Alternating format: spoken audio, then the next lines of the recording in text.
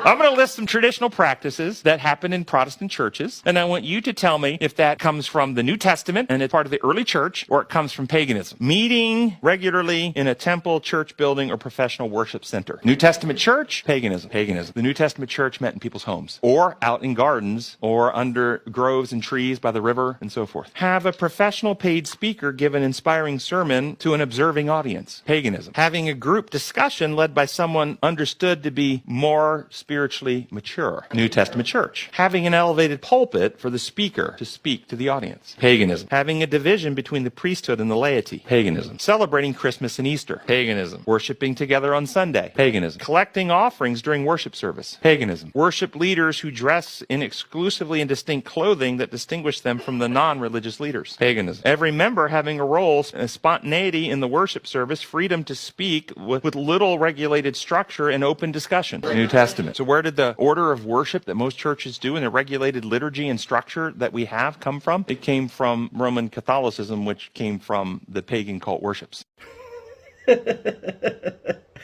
So this is one of the funniest things that I've ever seen in a long time. So basically, everything that's good about a Protestant church came from the New Testament, and everything that's shady about the Catholic Church came from paganism, which is ridiculous. The idea of a priestly class being separated from the laity, first of all, is absolutely from the New Testament, unless you think that the apostles were somehow not elevated above the laity, which would be ridiculous.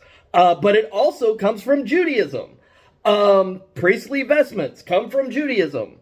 The idea that New Testament Christians only worshipped in people's homes, and that the Roman Catholic Church started worshiping in temples because that's pagan, that's nonsense. The Jews had temples.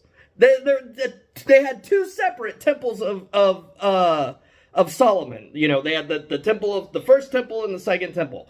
I think only the second temple was the Temple of Solomon. But I mean, this is so ridiculous. The fact is, you have to ask yourself, if you're a Protestant, why do we have so many things in our church in common with the Catholic Church? And that's because you came out of the Catholic Church, or you came out of some church that came out of the Catholic Church.